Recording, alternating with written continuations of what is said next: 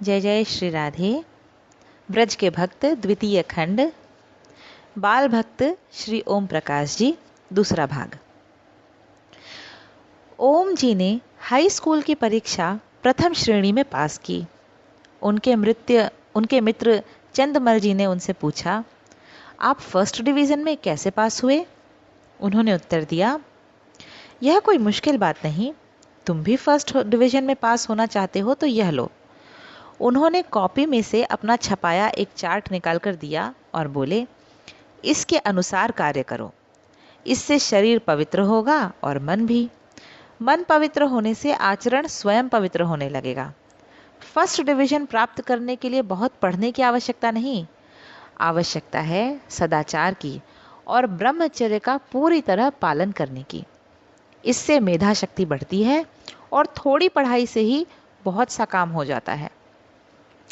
High school की परीक्षा पास कर ओम जी 15 जुलाई 1941 को आगरे चले गए। आगरा कॉलेज में इंटरमीडिएट फर्स्ट ईयर में दाखिला लिया।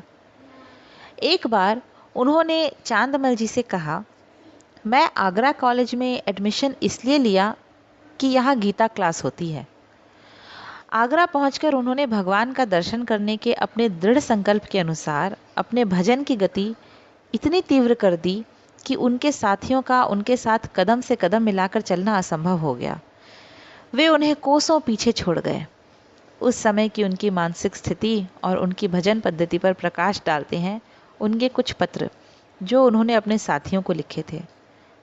उनके कुछ अंश इस प्रकार हैं।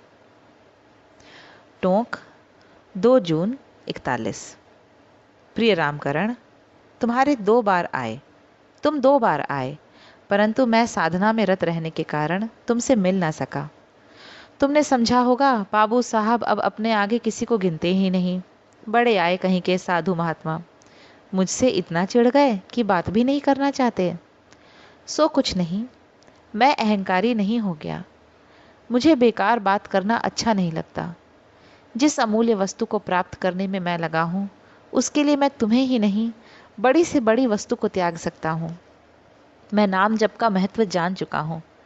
अब 1 मिनट भी उसके बिना खर्च नहीं करना चाहता। अब आओ तो ऐसे समय आना जब मैं पढ़ाई करता हूँ, पर अकेले आना, और बहस करने या डींग हाँकने मत आना। मुझसे व्यर्थ की कोई बात मत करना, जैसे आजकल करते हो और मना करने पर भी नहीं मानते। ऐसी बात करोगे तो मैं उठकर चल दूंगा। आजकल छुट्टियां हैं, इसलिए मैं 18 घंटे जप करता हूँ और सब कामों में केवल 6 घंटे देता हूँ। मेरी परिस्थिति समझकर ही मेरे पास आना। ओम। दूसरा पत्र, आगरा, 24 जुलाई 1941।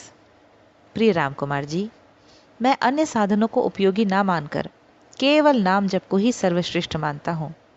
मैंने स्वयं अनुभव किया है, इसलिए विशेष जोर देता हूँ। पहली सीढ़ी पार कर अब दूसरी पर आ पहुँचा हूँ। मुझे अपने को पूर्णता से भेंट करने के बाद अब कुछ करना नहीं पड़ता। जो काम हाथ में लेता हूँ वह आप ही आप पूर्ण हो जाता है। तुम 24 घंटे में कम से कम 3 घंटे निकाल लो।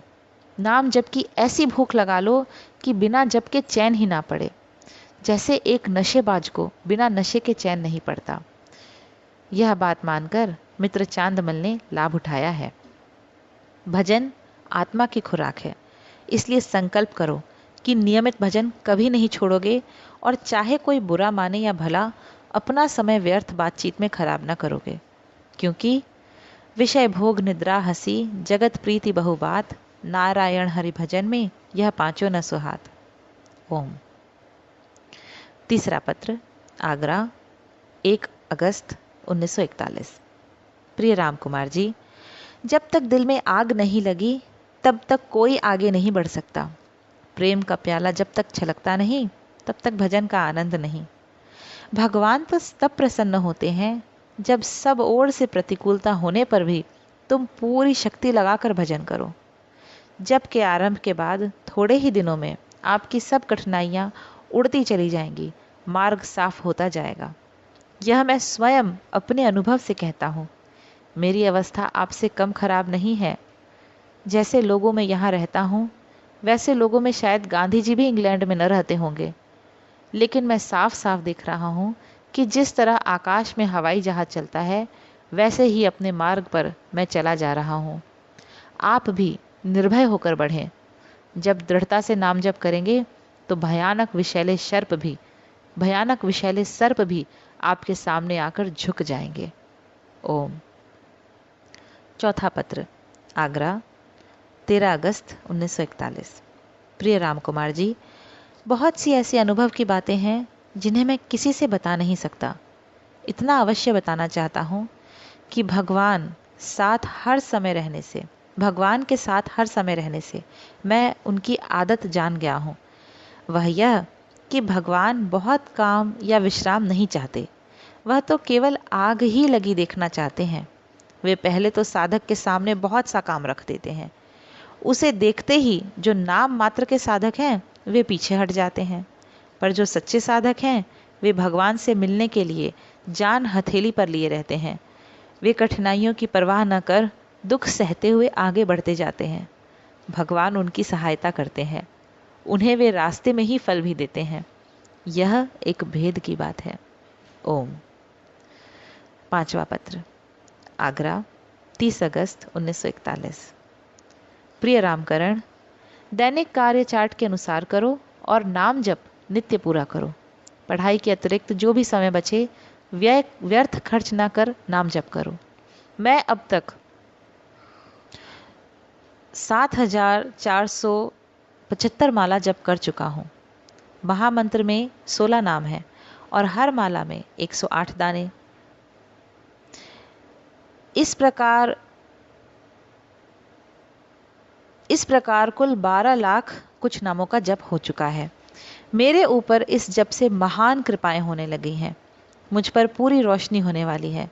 मेरा अगला कदम बड़ा ज़बरदस्त होगा। आज्ञा प्राप्त हो चुकी है। मैं बहुत जल्दी बदल रहा हूँ।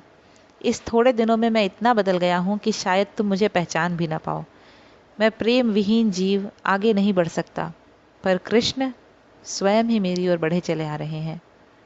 मैं अब तक तुम्हें सदुपदेश देता रहा, अब कृष्ण पर तुम्हें छोड़ दिया। उनकी जैसी इच्छा होगी वैसा साधन तुमसे करा लेंगे।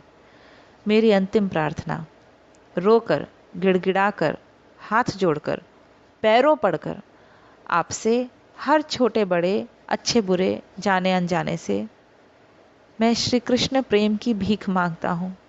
यही आशीर्वाद चाहता हूँ। भीख अवश्य दें। भिखारी। ओम। ओम प्रकाश जी के चरित्र का दूसरा भाग समाप्त। जय जय श्री राधे।